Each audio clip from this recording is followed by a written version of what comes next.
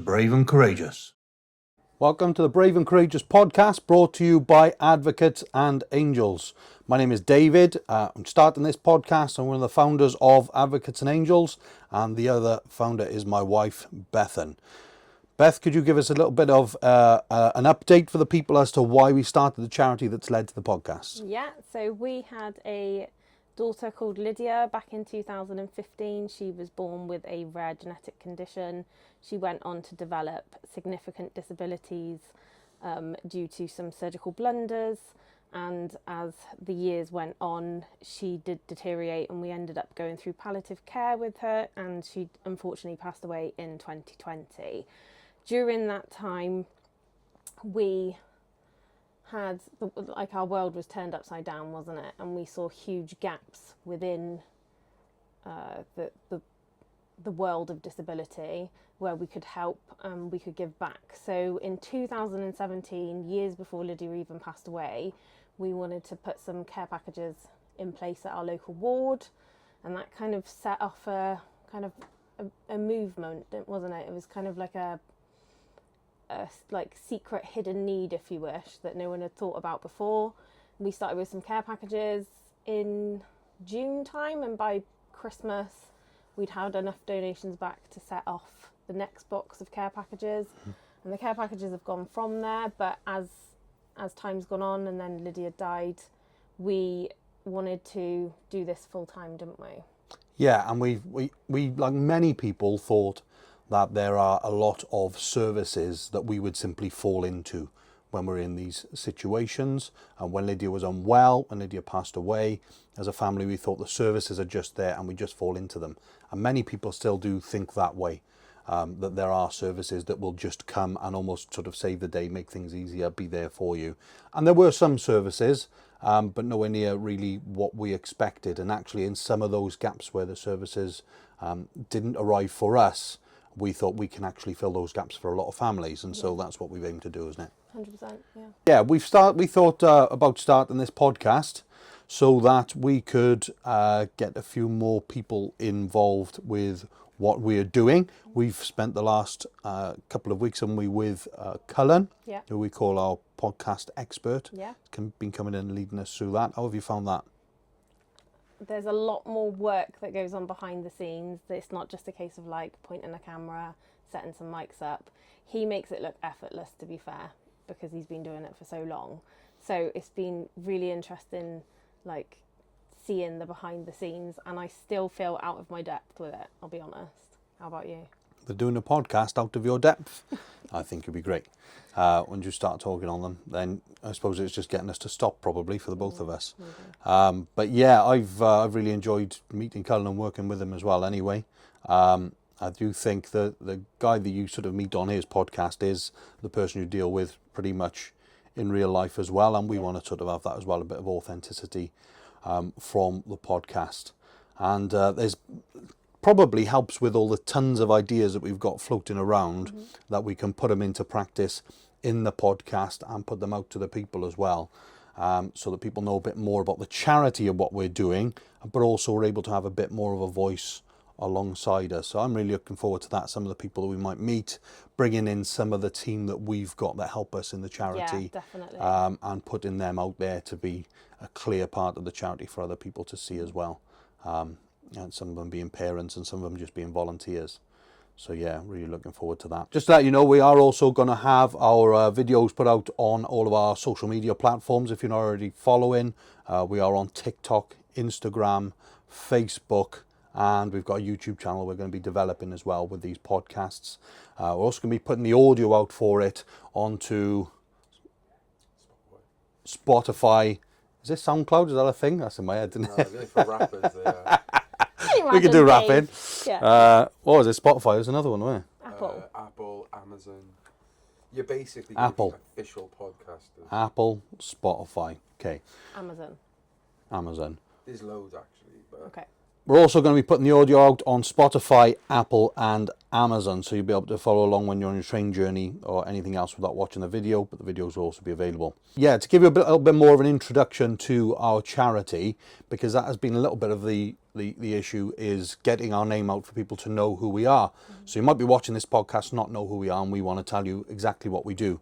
Some people know about the packs that we have that go out into the hospitals, and a lot of the time then sort of tick a box for us that we just help people to brush their teeth when they go into hospital, and we provide toothbrushes and toothpaste and things like that, which is what we do, and it is probably the primary thing people know us for, because so many people have gone into hospital with their children and received one of our packs from Advocates and Angels.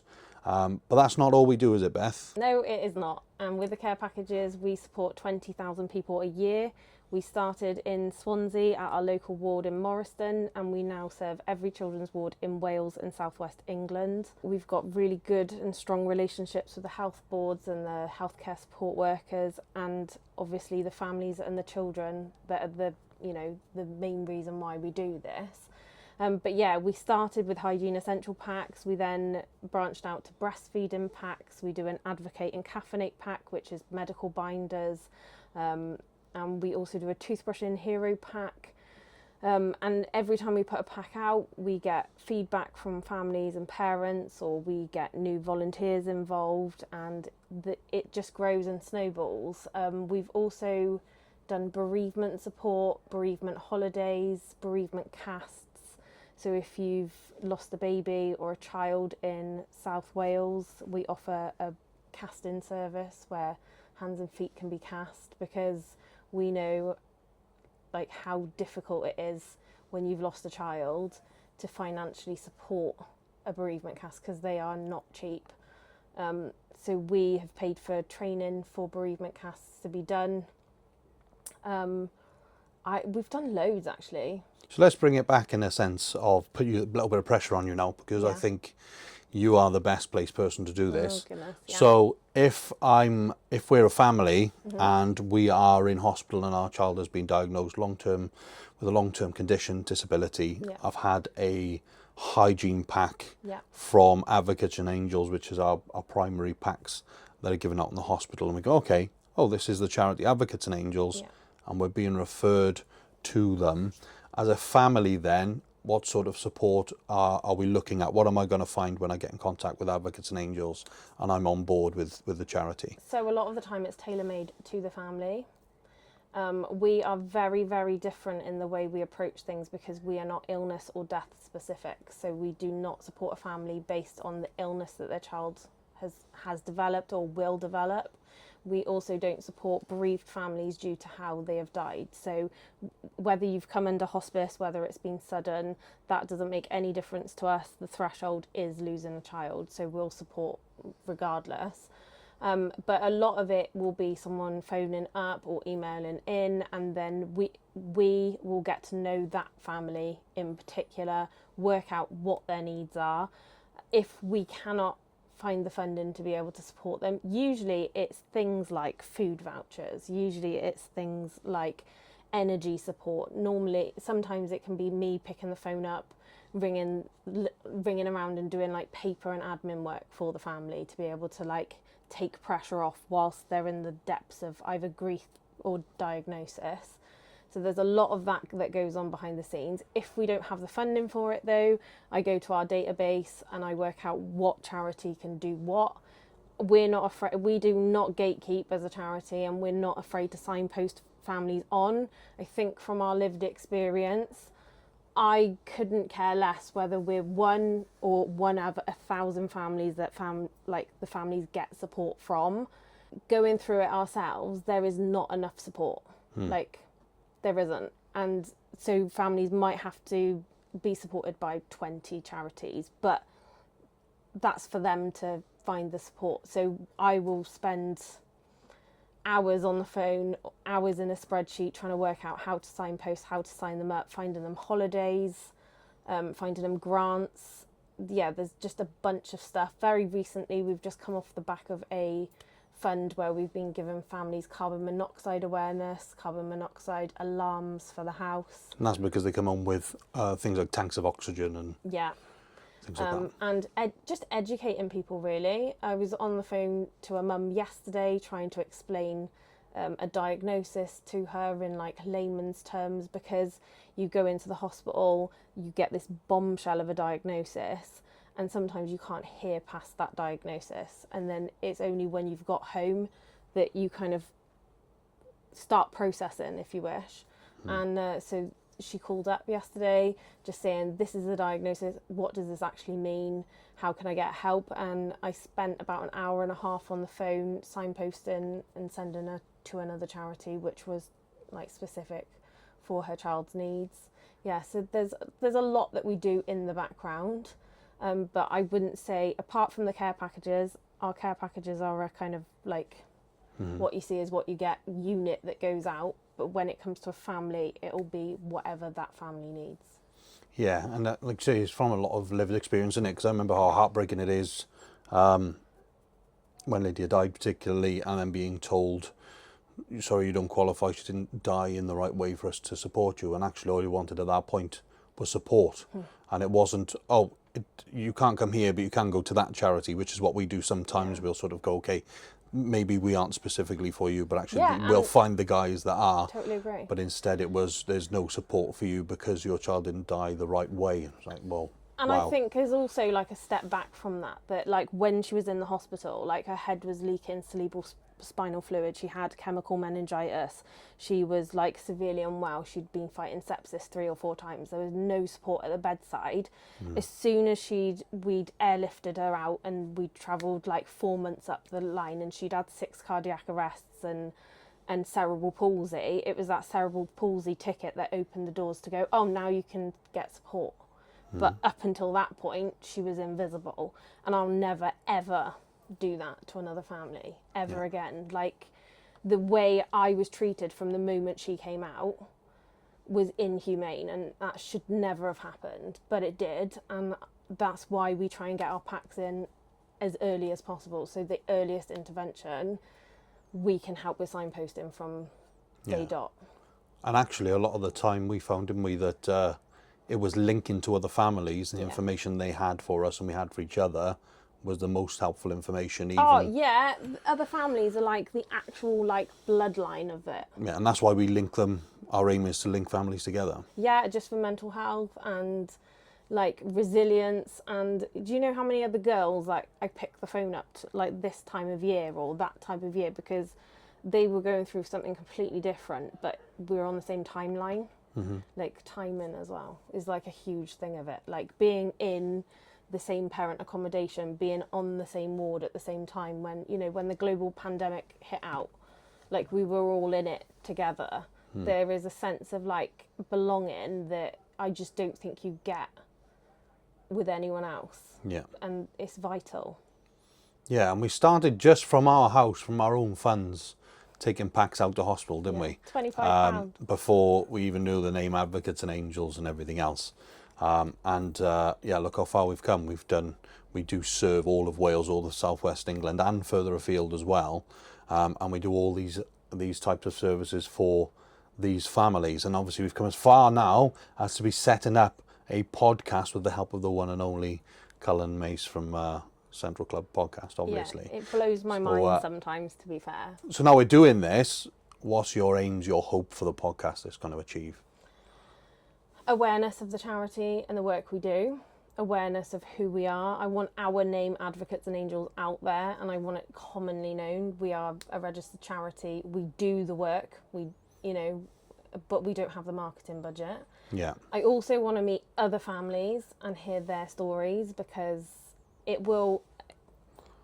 If I was that mum at the bedside in 2015 with access to a mobile phone, being able to just listen to somebody else that had been through a similar situation, I think I would have felt way less isolated. Yeah. And I would have felt like there was hope at the end of it. I didn't have that for a few years. It took a few years to find people, and find relatable people, because Lydia had 36 PICU admissions, and each time we were in there, we were she was never in for 24, 48 hours, was she? She was in for months at a time. Yeah.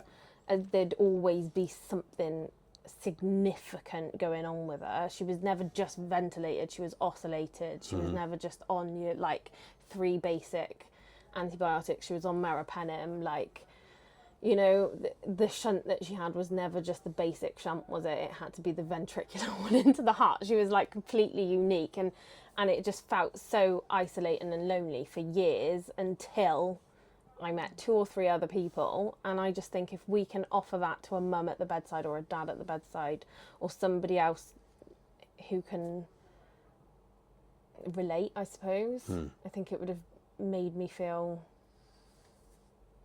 it would have given me a sense of belonging a lot earlier. Yeah, and this, hopefully the podcast can reach people we can't reach otherwise, isn't it? Yeah. And getting connected with us. And I think it'll be good because although obviously quite a lot of this is really heavy and really difficult to talk about, think about and everything else, but actually when we run this charity, we have quite a lot of fun. Oh, we have a lot of fun doing what we do, and so we want to bring that across on the podcast as well, because Yeah. we've got so many characters and people that come in and volunteer and are part of what we do. We've had a couple in today, to be fair. And No.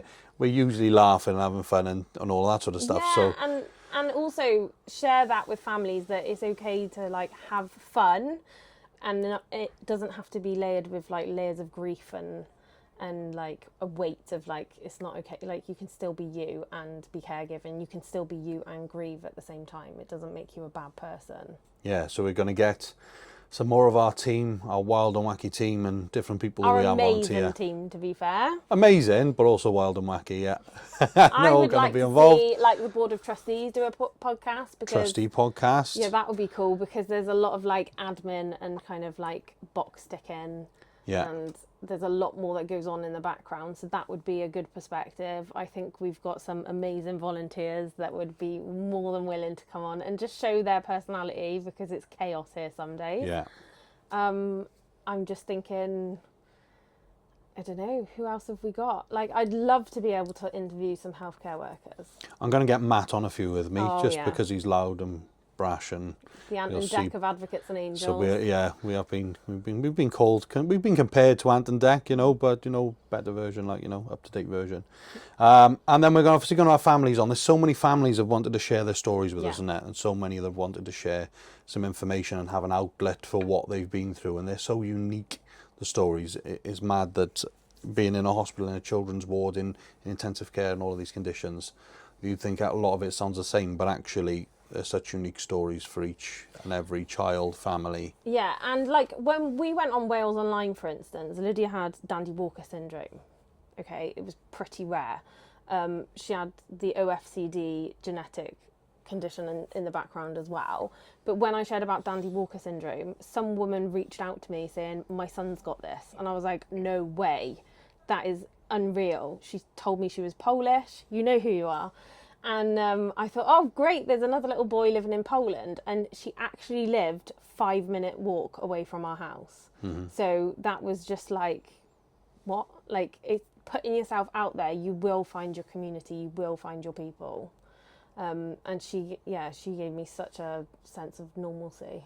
Yeah, amazing. And my hope and aim really moving forward is also I want to end up getting people in here and on here who can make a difference to the situations. So whether they're people who can affect things in the Senedd You guys and Wales. can make a difference just talking about it. You know, you'll be pushing that scrutiny yourselves. Do you reckon? That's staying in. Yeah, that should stay in. Yeah, we can make a difference, of course, and our volunteers make a difference. We make a difference every day, but I do want people in here who can make a big difference in the Senedd, who can make a big difference politically, who can make a big difference in the hospitals for changes that are happening. Because I feel like we're making a lot of difference sometimes after the fact for families and helping to look after them. Reactionaries. Yes. Where we can be reactionary, but actually families very rarely feel like there's change happening in the system, in what they've gone through. I still feel like if a family came through with the exact, no family's the same of course, but if a family came through with the exact situation we were in, they'd probably still face the exact same thing. Yeah. And not a lot will have changed in there, and a lot of that is... To be honest, I don't even want to demand answers out of anyone. I just want someone to sit and listen. Yeah, I think that's what families want most of the time. Yeah. And we also don't want miracles, because we know it's not possible.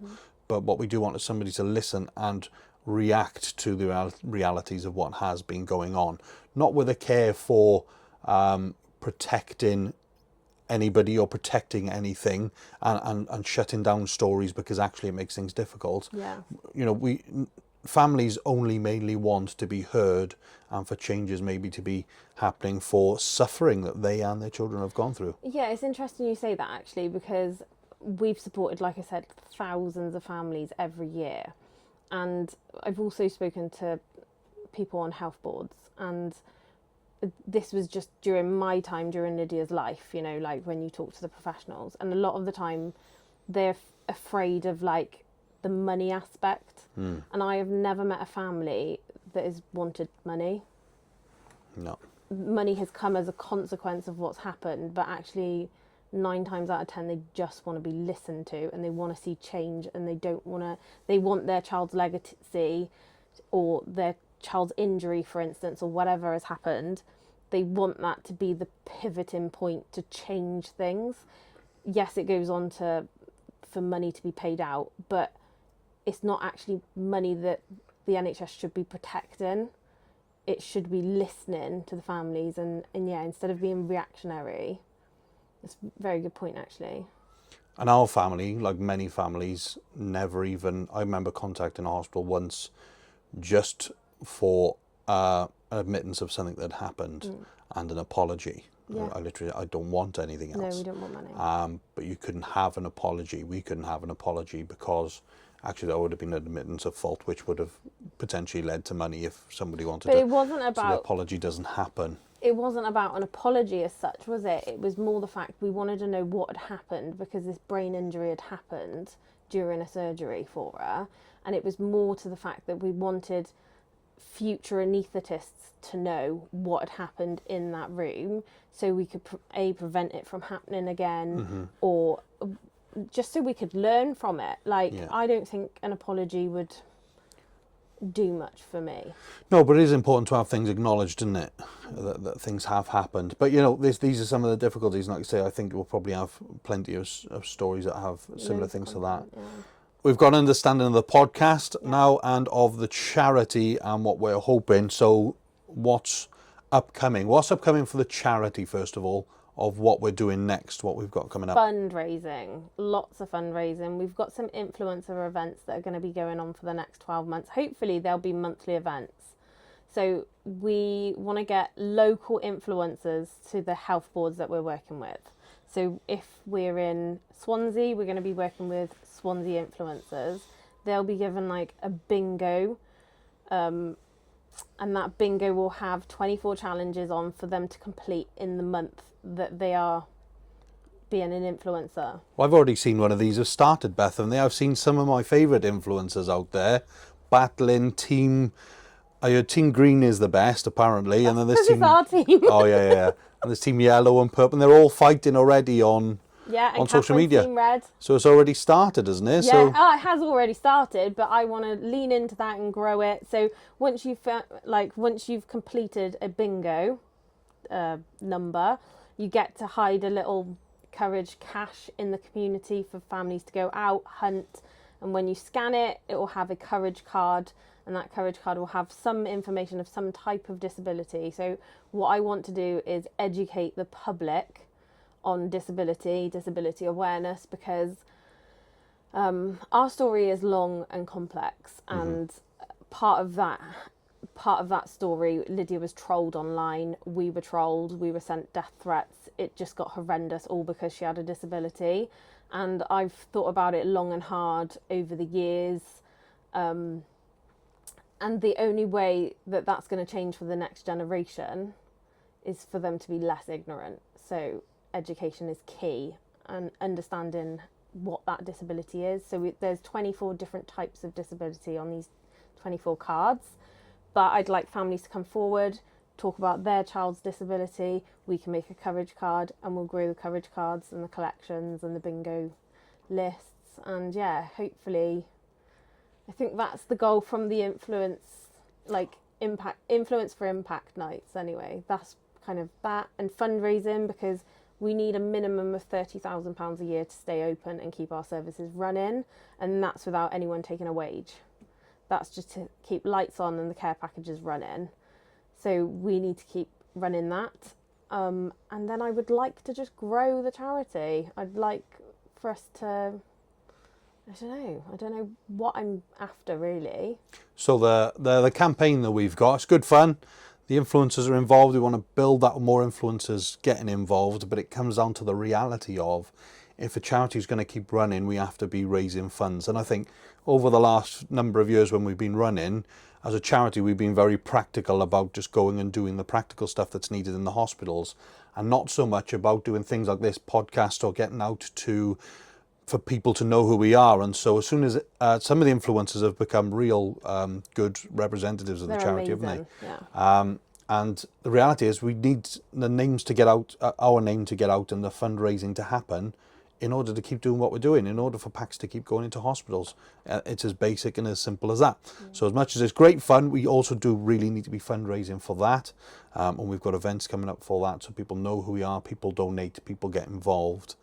And as I say, I think the influencers are having a great time getting our name out there and competing in this sort of little competition we've had set up. Yeah. But we're going to keep having events as well to meet more people, influencers and people who just want to get involved in the charity, aren't we, coming up? Yeah. So in the next couple of months, we've got a couple more meetings, haven't we? Yeah, and we need to grow our volunteer base as well. Volunteers, ambassadors. Yeah. Soon we might even be looking for trustees. We've also got Advocates FC, which I'll go into more in future podcasts for people to get involved. If you ever play football, want to watch football, be part of that, or even just again donate, we help try and fundraise through Advocate FC.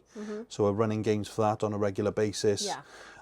And you tell us about the Girls Like Me group that we've got coming up as well. Girls Like Us Club coming up, and they are, I think there's 6 different events for girls aged 14 to 18 with autism or neurodiversity. So we've got things like making bath bombs at Lush, we've got things like the climbing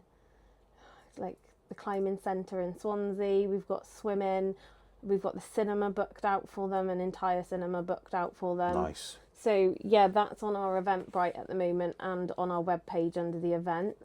But hopefully the aim is that if you've got a child with autism, especially a girl, we want them mixing, mingling, making memories, and yeah, building their confidence and getting to know each other and making friends. Yeah, awesome. So we've always got some kind of event, some kind of thing going on which can involve. Yeah, we've got family packing events actually most people. in Swansea, in HQ. So that's on our Eventbrite. So if you want to come and pack care packages for the day, we've got EE coming for the day to pack care packages as well. So yeah, there's quite a lot coming up in the next couple of months. Yeah, so if you're a company that does charity days for your staff, we have EE and companies like that will send their staff here to pack for the day, because a lot of companies do that, so just get in touch. They really enjoyed last time that they came and wanted to come. This is the second time that they're coming now.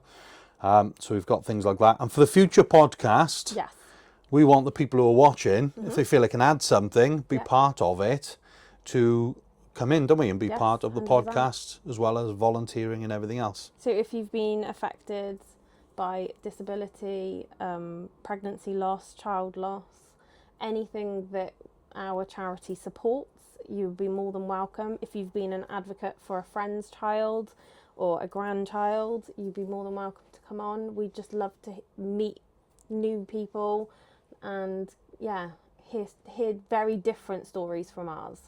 Or if you feel there's anything that you can add to the podcast being part of it, then yeah, get in touch and we can have you in and have you part of this as well. There we go. Yeah. Is there anything else we want to cover? I don't think so. Okay. We feel we've got enough time for our outro. Yeah, go on. Okay. Well, thank you, Beth. I think that was a good first episode to introduce everybody to our charity and our podcast. So, be brave, take courage.